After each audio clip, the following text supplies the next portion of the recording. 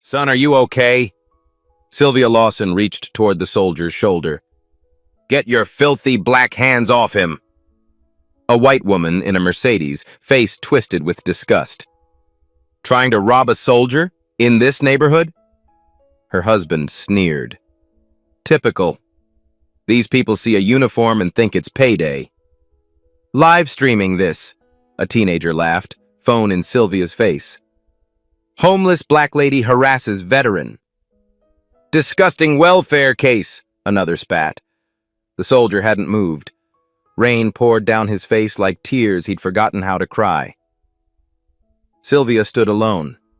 A black woman with a broken umbrella, $20 in her pocket, her last 20 until Friday, surrounded by phones and sneers. She gave him that $20 anyway. None of them knew who that soldier really was. None of them knew that the next morning, a knock on Sylvia's door would make her collapse to her knees. And everyone laughing tonight would wish they had kept their mouths shut. The rain had soaked through her coat by the time she sat down next to him. I don't need your money, the soldier whispered. His voice cracked like dry wood. I don't need anything. Then why you sitting here like you waiting to disappear? He finally looked at her. Young, maybe 24, blue eyes red from crying, or not sleeping, or both. His dress uniform, pristine once, now hung on him like a surrender flag. My grandmother's dying, he said. They won't let me see her. Sylvia felt something twist in her chest. Who won't let you? The army. Said my leave request was denied. Said I'm needed on base. His laugh was hollow. Needed. Like I'm not just a number to them. Where's your grandmother? Virginia. 3 hours away. Might as well be the moon. Sylvia looked at the crumpled 20 in her hand. She thought about her electric bill, 2 months overdue. She thought about the bread she needed, the eggs, the rice that would stretch until Friday. She thought about her husband, Jerome, who died 8 years ago in a VA hospital while she held his hand. A soldier, too. A man who came home from his second deployment with that same look in his eyes. The look of someone fighting a war nobody else could see. What's your name, son? Daniel. Daniel Ashford. She pressed the 20 into his cold palm. Whatever it is, Daniel, it ain't worth dying in the rain for. He stared at the bill like she'd handed him a miracle. I can't take this. You ain't taking. I'm giving. There's a difference. But why? You don't even know me. Sylvia pulled her broken umbrella closer, trying to shield them both. It barely worked. I know enough. I know you're somebody's grandson. I know you're hurting. And I know that when my husband came home from the war with that same look you got, I wished somebody, anybody, had sat with him in the rain. Daniel's composure crumbled. Tears mixed with rainwater. She raised me. My grandmother. My mom died when I was 12. My dad's a drunk who hasn't spoken to me in years. She's all I have, and I can't even... His voice broke completely. Sylvia didn't say anything, just sat there. Let him cry. Let the rain fall. Let the world keep spinning around two strangers on a bench who had nothing in common except the weight they carried. What's her name? Sylvia asked softly. Your grandmother. Daniel hesitated. You wouldn't know her. She lives in Virginia. Try me. But he shook his head. It doesn't matter. Nothing matters anymore. A bus pulled up. Daniel's bus. He stood slowly, still clutching the 20. I'll pay you back, he said. I promise. You don't owe me nothing. Yes, I do. He looked at her, really looked at her for the first time. Thank you, Mrs. Lawson. Sylvia Lawson. Thank you, Mrs. Lawson, for seeing me. He climbed onto the bus. The doors closed, and Sylvia watched him go, wondering if she'd just given her grocery money to a ghost. She got home at 9:30. Her apartment was cold. She'd turned off the heat to save money. The fridge held half a jar of peanut butter and some expired yogurt. On the counter, 3 utility bills screamed in red letters. Final notice. She counted her remaining money. $3.52 in coins. Her phone buzzed. Tamika. "Hey, Mama. Just checking in." "Hey, baby." Sylvia's voice was steady. She'd learned long ago how to hide hunger. "How's Atlanta?"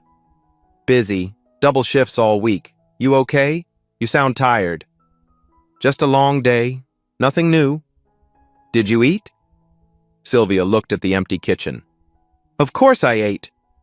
The lie came easy. It always did. "Oh, Mama, did you see the news? That judge, Ashford Callaway, they're saying she's sick. Pancreatic cancer. They showed her picture. She looks so frail now. Remember when she sent that senator to prison? Daddy used to say she was the only judge in America who actually scared the powerful." Sylvia half listened, making instant coffee with tap water. "That's sad. She seemed like a tough lady." "The toughest. Anyway, I gotta go. Love you, Mama." "Love you too, baby." She hung up, stared at Jerome's photo on the wall, his army uniform, his steady eyes. "I gave away our grocery money," she whispered to him. "To a soldier. You would have done the same, wouldn't you?" Jerome didn't answer. He never did anymore. But somehow she felt like he approved. 5:30 came too early. Sylvia's alarm screamed into the darkness. Her body screamed back. 52 years of scrubbing floors, washing windows, folding other people's laundry. It lived in her joints now, a permanent tenant that paid rent in pain. She made instant coffee. No milk, no sugar. Both cost money she didn't have. The morning news played on her cracked phone screen while she dressed. A familiar face appeared. Steel gray hair, sharp eyes, oxygen tubes visible now. Federal Judge Margaret Ashford Callaway, known as the Iron Gavel, continues to battle pancreatic cancer. Sources say the 81-year-old has refused to step down from the bench despite her declining health. Something about those eyes. Something familiar. Sylvia stared at the photo, frowning, then shook it off. Rich people all looked the same to her. She grabbed her coat, still damp from last night. Checked her purse, bus pass, keys, the $3.52 in coins that would have to last until Friday. Her hand touched the doorknob. And then she heard it. Engines. Multiple engines. The deep rumble of vehicles that cost more than her apartment building. She looked through the peephole. 3 black SUVs had pulled up outside. Government plates, tinted windows, men in suits stepping out, checking phones, scanning the building. Sylvia's heart stopped. Eviction. Police. ICE. What? Her mind raced through every possibility, each worse than the last. She hadn't done anything wrong. Had she? The utility bills. Were they coming after her for those? Could they arrest you for being poor now? A knock. Firm. Official. The kind of knock that changes lives. She opened the door, chain still on. A white man in a suit that cost more than her yearly salary. Distinguished. Professional. Cold. "Mrs. Lawson? Mrs. Sylvia Lawson?" "Who's asking?" "My name is Gerald Whitmore. I'm the personal attorney to Judge Margaret Ashford Callaway." Sylvia frowned. "I don't know any—" And then it hit her. Ashford. The soldier's last name. She'd asked him. He'd told her. Daniel Ashford. Ashford Callaway. The judge on the news. The one Tamika mentioned. The woman with the sharp eyes. The grandmother who was dying. Sylvia's voice came out as a whisper. The boy. The soldier. In the rain. Whitmore nodded slowly. Her grandson. Daniel. The hallway tilted. The walls blurred. Sylvia grabbed the doorframe, but her knees buckled. Her legs gave out completely. She slid down, back against the wall, until she was sitting on the floor. Her purse fell, coins scattered across the linoleum. The broken umbrella from last night rolled toward Whitmore's polished shoes. She couldn't breathe. "I gave him $20, she gasped. "That was Judge Ashford Calloway's grandson? The most powerful judge in... I sat with him in the rain. I gave him my last." Her mind exploded with fragments. The iron gavel. The woman who sent senators to prison. Her grandson was crying at a bus stop, and I gave him $20 like he was nobody. Because he was nobody to me. Just a boy who needed help.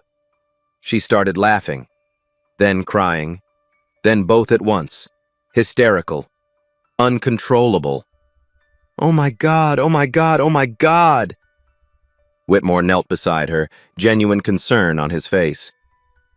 "Mrs. Lawson, are you all right? Can I get you some water?" "I'm fine. I just..." She wiped her face with shaking hands. "What does she want?" "The judge, what does she want with me?" "She wants to thank you. In person. Today." "Thank me? For what?" "I just gave him $20. Whitmore's expression softened.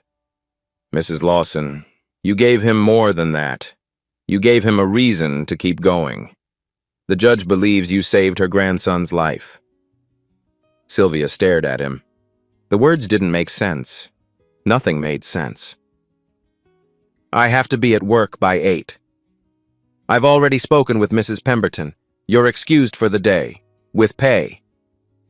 Another wave of shock. These people had made one phone call and rearranged her entire life.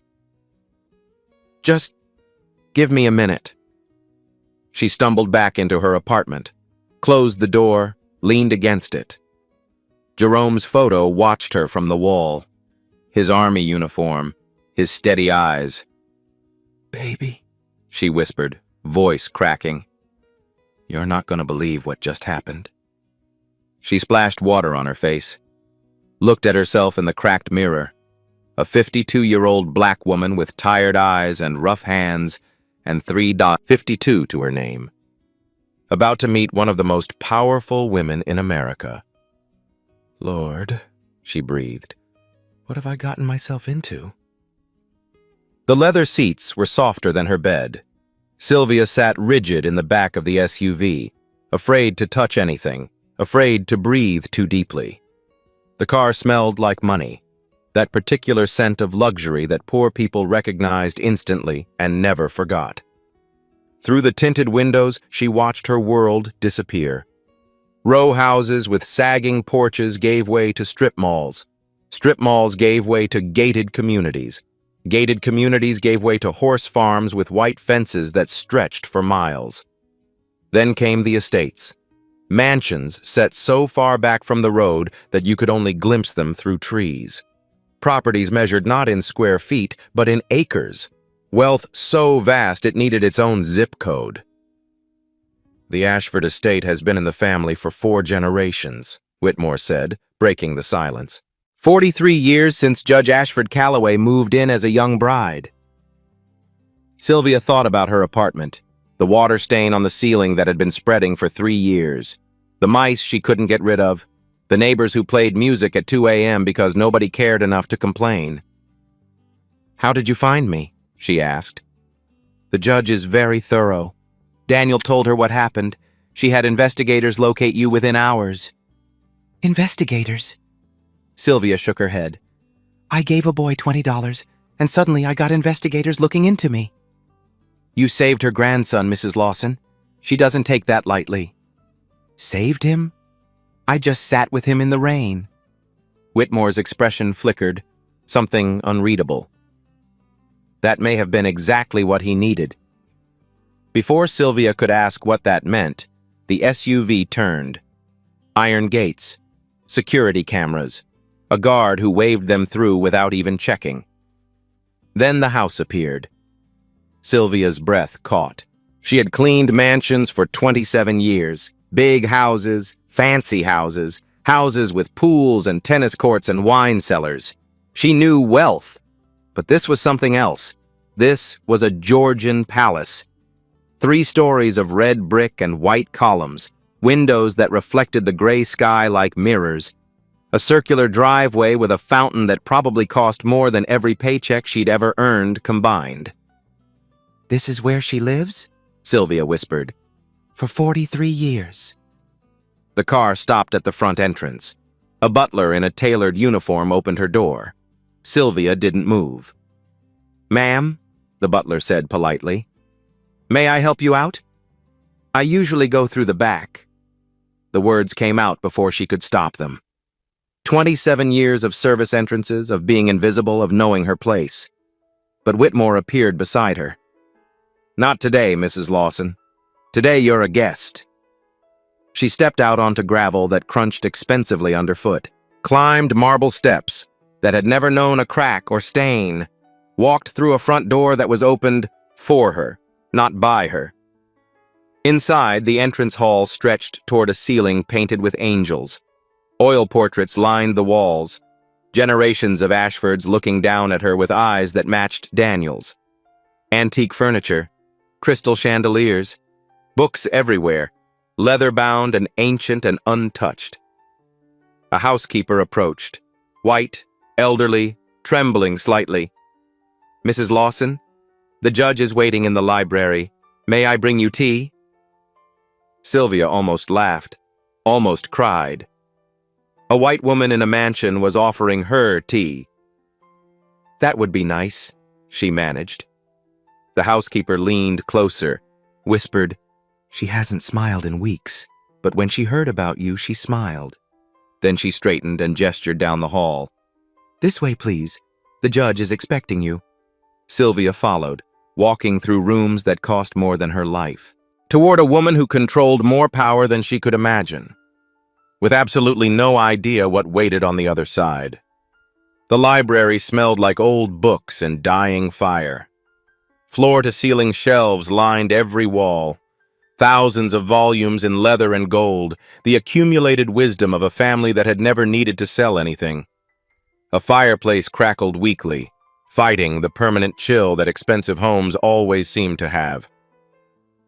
And in a wing-back chair by the window, oxygen tubes in her nose, sat Judge Margaret Ashford Calloway. 81 years old, steel gray hair pulled back severely, a face that had sentenced murderers and destroyed senators and never once flinched. But it was her eyes that stopped Sylvia cold. Sharp. Fierce. Alive with an intelligence that the cancer clearly hadn't touched. The same eyes she'd seen in the rain last night. Daniel's eyes. "Leave us," Margaret said to Whitmore. Her voice was weaker than Sylvia expected, but commanded obedience regardless. The door closed. Just 2 women now. The fire crackling. Rain still falling against the windows. "Sit down, Mrs. Lawson." Sylvia sat, perched on the edge of a chair that probably belonged in a museum, her rough hands folded in her lap, hiding the calluses and cracks from 27 years of labor. Margaret studied her like she was reading a case file. A minute passed, then another. Finally, "You gave my grandson $20. "Yes, ma'am." "That was your last money until Friday. I know your financial situation, your debts, your income, your daughter's student loans. You couldn't afford that kindness." Sylvia stiffened.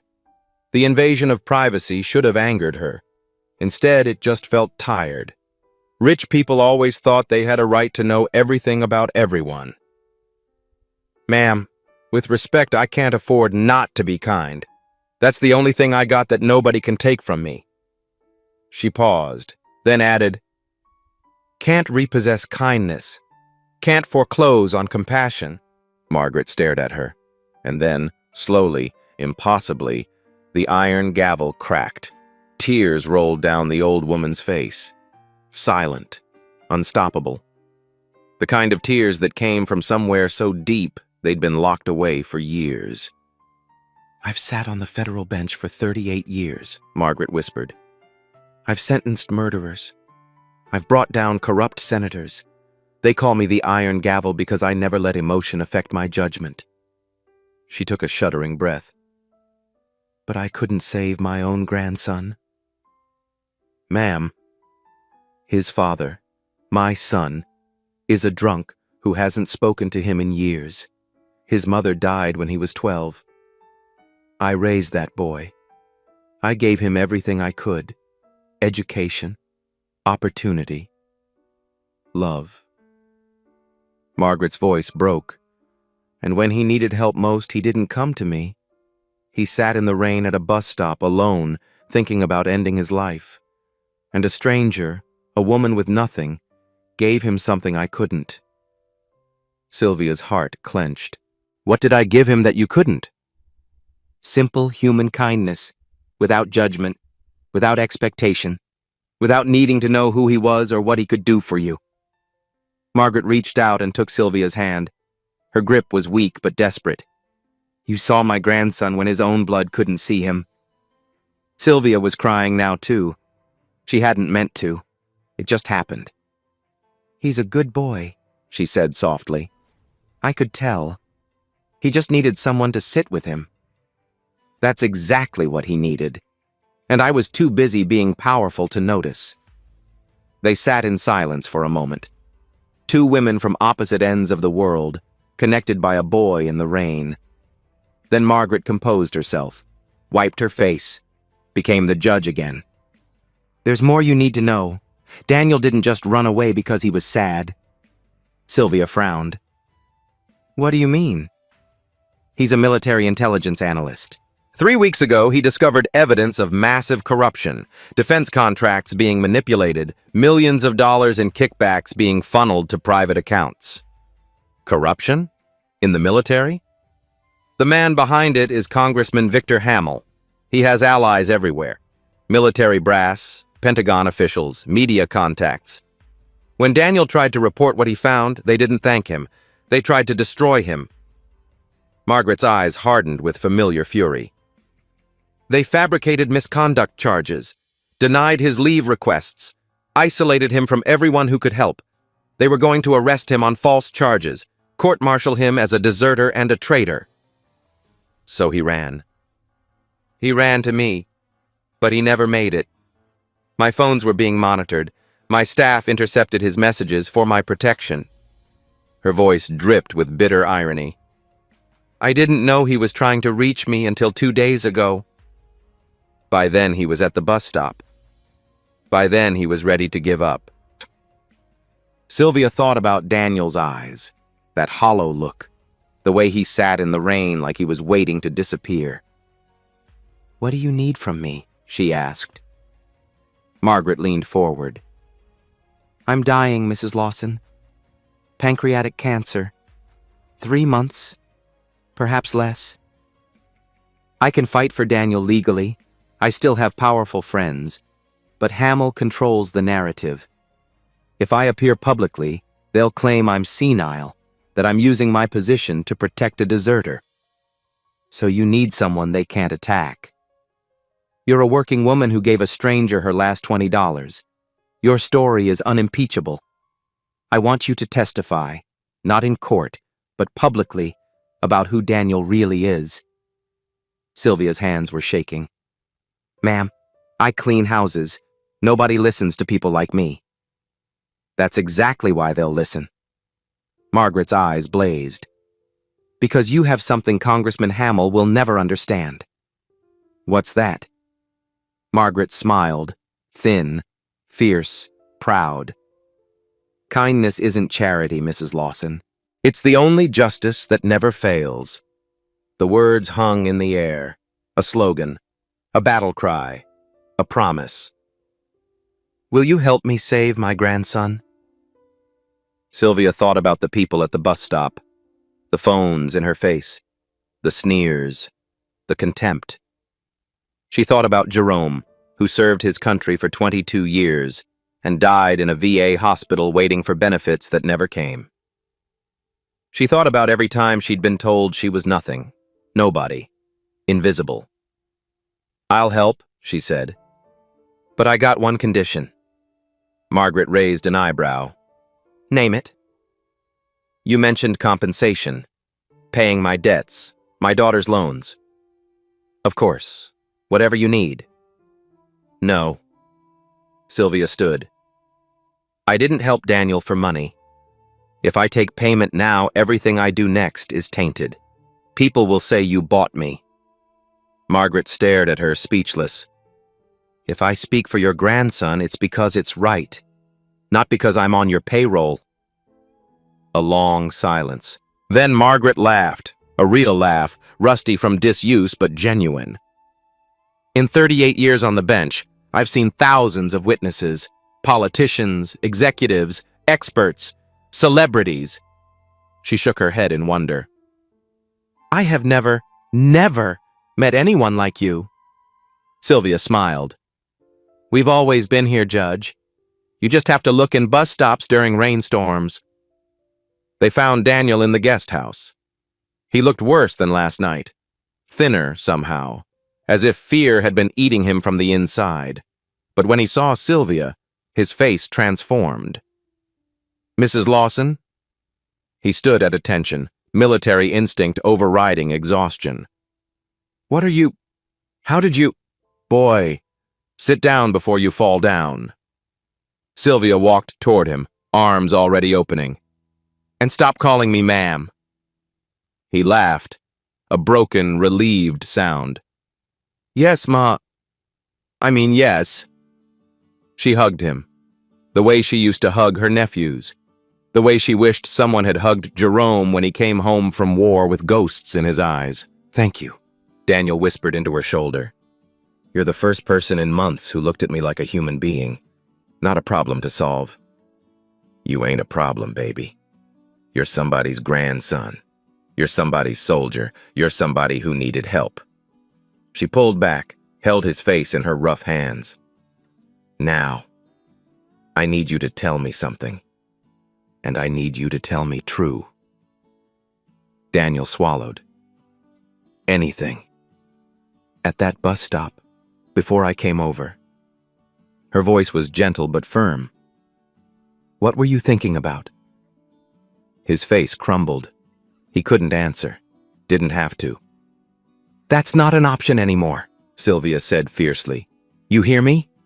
Whatever happens next, that's not an option. Your grandmother needs you. The truth needs you. And I didn't give up my grocery money just to watch you give up. Daniel's tears came freely now. I was so tired. So alone. Everyone who was supposed to help me either couldn't or wouldn't. I know, baby. I know. And then you sat down, in the rain, and you didn't ask anything. Didn't want anything, you just stayed. That's what we do. People like us. She smiled. We stay. From the doorway, Margaret watched in silence. Tears streamed down her face. The second time she'd cried today after years of refusing to. Whitmore appeared beside her. The journalist is confirmed, he said quietly. Rebecca Collins. She's ready when we are. Margaret nodded, eyes still fixed on Sylvia and Daniel. We're going to war, she said softly. And that woman is going to lead the charge. She's remarkable. No. Margaret shook her head. She's something better than remarkable. She's good. The interview was supposed to change everything. 3 days later, Sylvia sat in a secure hotel conference room in Washington, D.C., wearing her best dress, navy blue, the one she saved for church and funerals. Across from her, Rebecca Collins, veteran investigative journalist, leaned forward with genuine interest. Mrs. Lawson, tell me about that night at the bus stop. Sylvia told her story. The rain, the soldier, the $20. She didn't embellish, didn't dramatize, just told it plain, the way she'd tell it to a neighbor over coffee. Why did you stop? Rebecca asked. Most people would have walked by. My husband was a soldier, Jerome. He died 8 years ago. I know what it looks like when someone in uniform is fighting a battle nobody else can see. Sylvia paused. I stopped because I'd want someone to stop for him. Rebecca's eyes were wet when the interview ended. This will air in 48 hours. Mrs. Lawson, you may have just changed a young man's life. But as Sylvia left the hotel, she noticed a man in the lobby watching her. Dark suit, cold eyes. When she met his gaze, he looked away. Too quick. Too practiced. She knew that look, too. The look of someone being paid to pay attention. The next morning, her neighborhood had transformed into a war zone. Strangers on her block. Unmarked cars. People with cameras who definitely weren't tourists.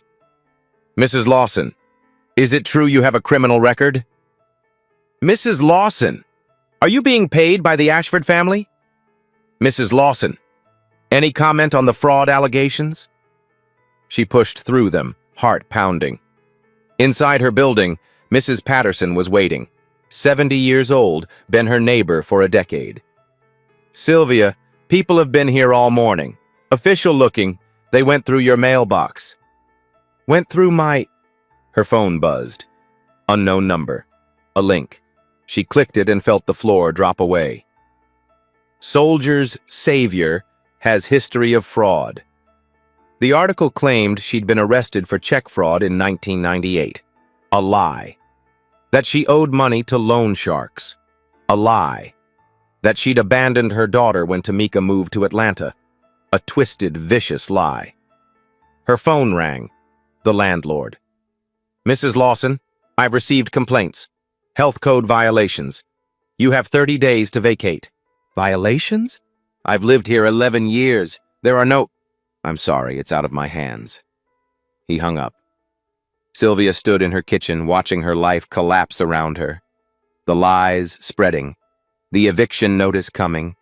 Her name being dragged through mud she'd never touched. Her phone buzzed again. Tamika.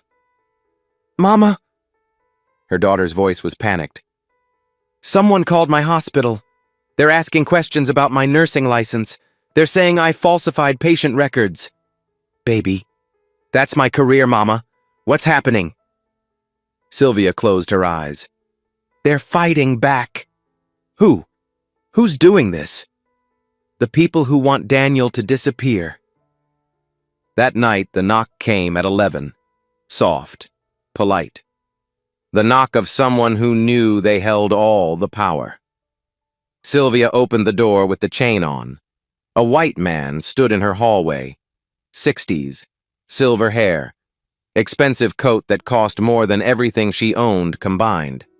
Behind him, 2 aides with smiles that didn't reach their eyes. Mrs. Lawson. His voice was smooth as silk and just as slippery. I apologize for the late hour. I'm Congressman Victor Hamill. Her blood went cold. May I come in? No. His smile didn't flicker. Fair enough. I'll be brief. He stepped closer to the door chain.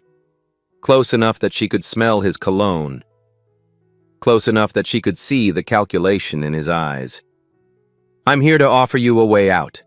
$500,000. Cash, tax-free. Sylvia's hands trembled. That was more money than she'd seen in her entire life. All you have to do is tell the truth, Hamill continued. That the Ashford family paid you to lie. That Daniel was never in danger.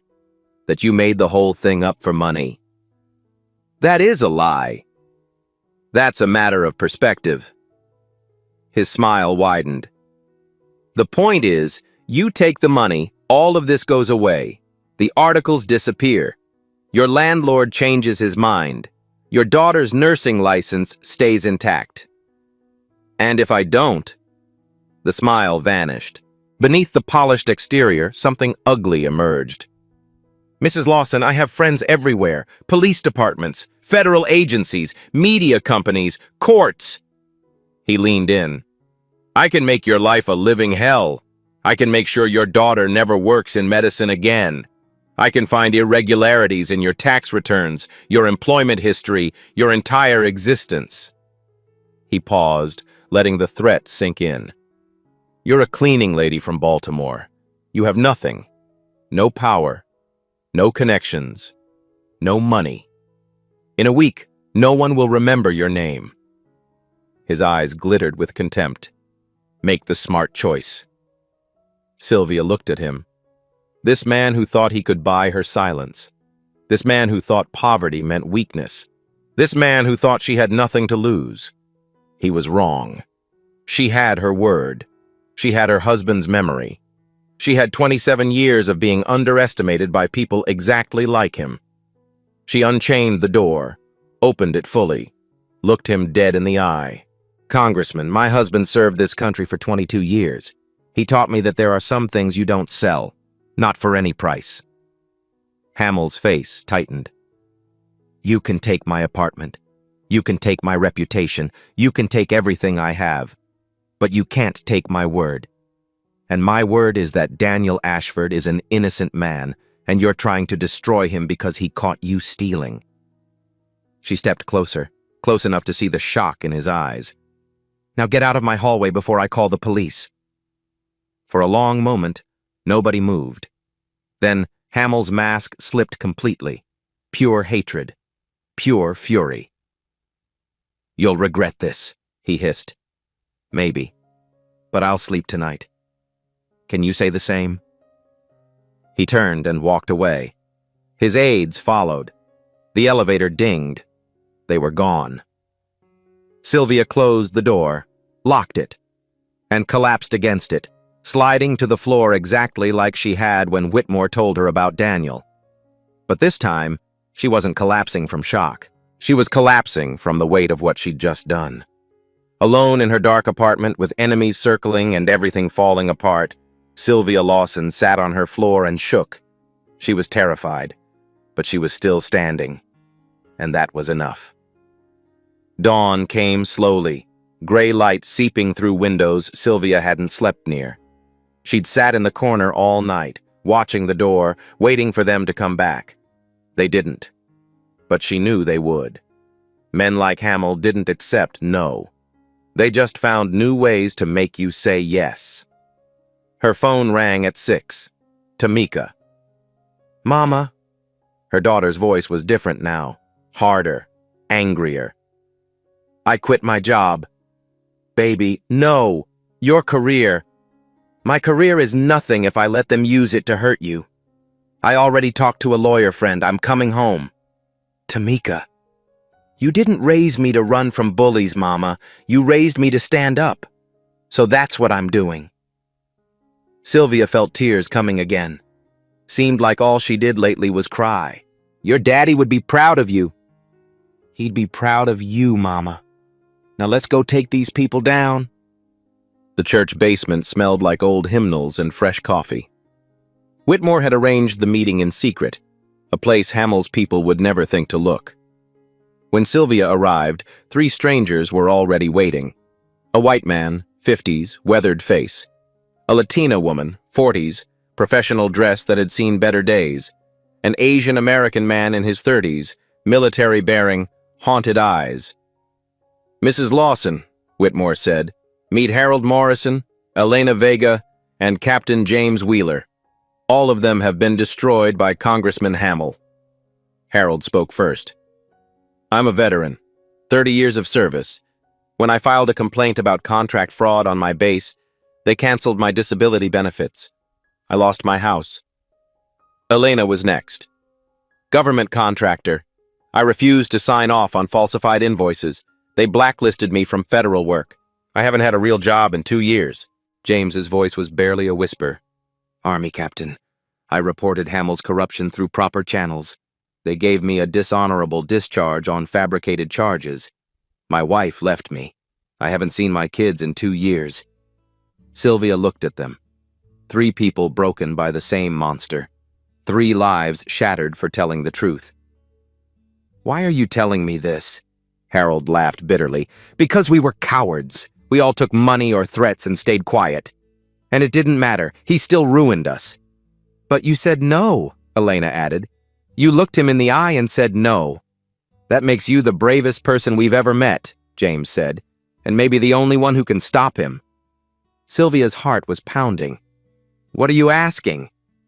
Testify together, Whitmore said. All four of you, at the same time. They'll destroy us, Harold said. All of us. Sylvia stood, looked at each of them. They're already destroying us. Hamill's got his foot on all our necks. The only question is whether we die quiet or we die loud. She paused. I don't know about y'all, but I'd rather go down swinging. Silence. Then Elena nodded. I'm in. James. Me too. Harold, slowly. One more fight. All right. One more fight. The evidence room at the estate was filled with paper trails and digital ghosts. Rebecca Collins had been working around the clock, piecing together the full picture of Hamill's corruption. She spread documents across the table like a general planning an invasion.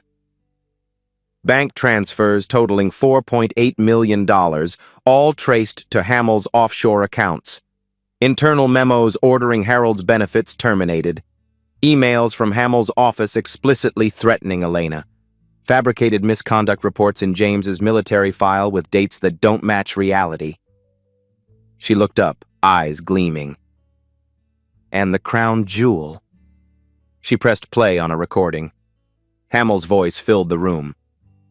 You're a cleaning lady from Baltimore. You have nothing, no power, no connections, no money. In a week, no one will remember your name. Sylvia's jaw dropped. How did you... You were wearing a wire. Whitmore smiled slightly. Margaret's idea. She thought Hamill might visit. I didn't know. That was the point. Your reaction had to be genuine. Rebecca gathered the evidence. This is the most comprehensive corruption case I've seen in 20 years. When this drops, Hamill is finished. When? Sylvia asked. Tomorrow. Live press conference. National Press Club. Rebecca looked at her. You'll speak first. Tell your story. Then we release everything. Sylvia looked around the room. A journalist, a lawyer, 3 broken survivors, 1 dying judge, 1 hunted soldier, against one of the most powerful men in Washington. Let's go get him, she said. The morning of the press conference, Sylvia woke at 5. She'd barely slept. Again. But this time it wasn't fear keeping her awake. It was something else. Something that felt almost like purpose. She stood before the mirror in the safe house Margaret had arranged, put on her navy blue dress, the same one from every important moment of this journey, smoothed the fabric with hands that still showed every year of scrubbing floors. Then she added something new, Jerome's dog tags, hidden under her collar, cold against her chest. I'm bringing you with me today, she whispered.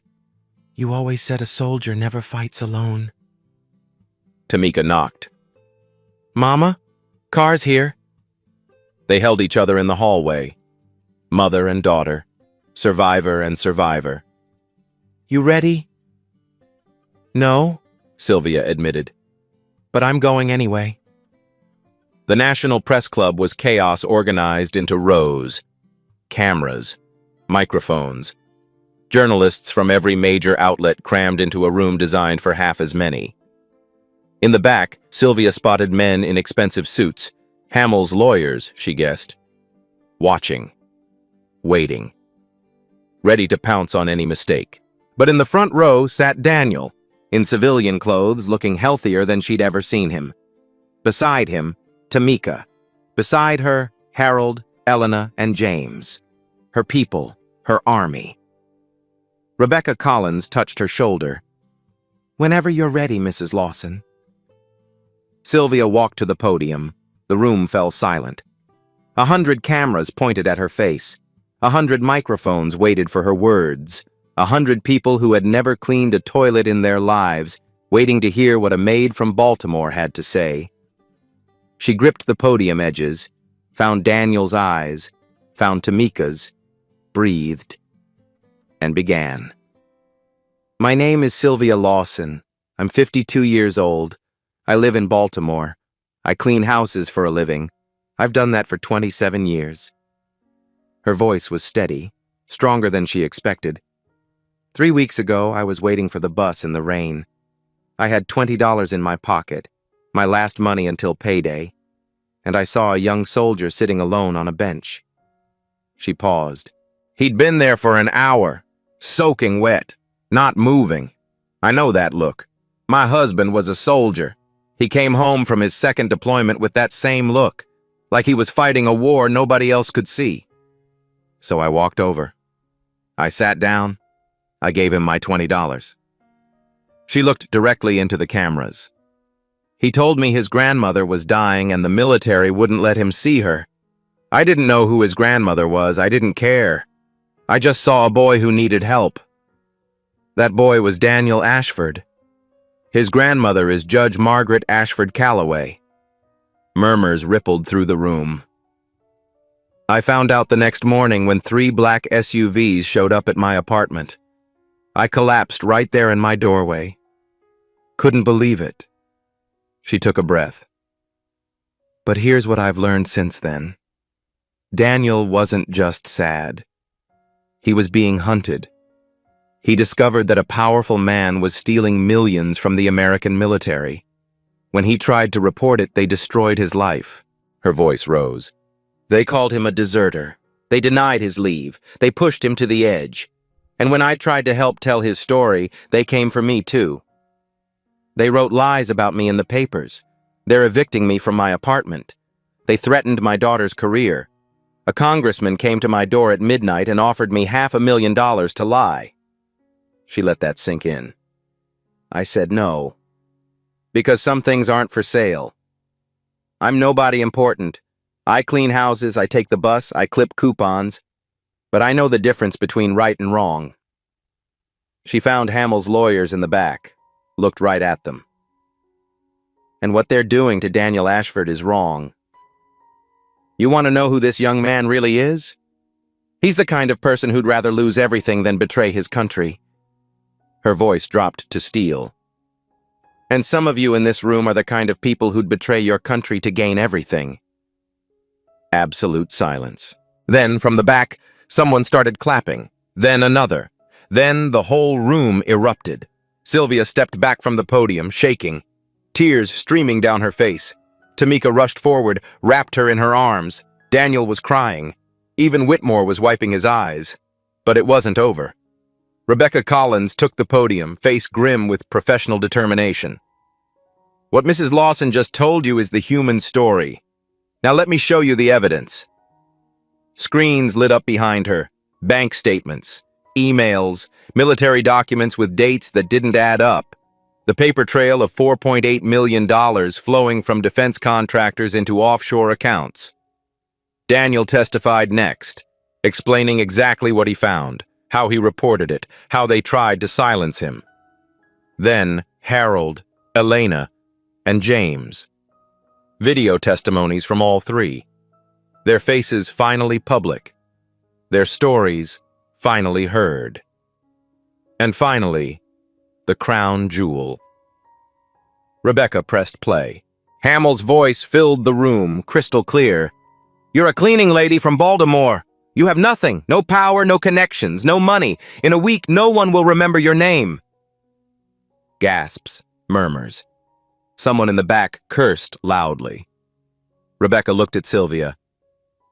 Congressman Hamill said no one would remember Mrs. Lawson's name. I think he was wrong. She stepped aside. Mrs. Lawson, would you like to respond? Sylvia returned to the podium. Tear-streaked but standing tall, a cleaning lady from Baltimore who had just brought down a congressman. She looked directly into the camera, directly at Hamill, wherever he was watching, and smiled. Turns out, Congressman, some people will. The aftermath was swift and brutal for Hamill.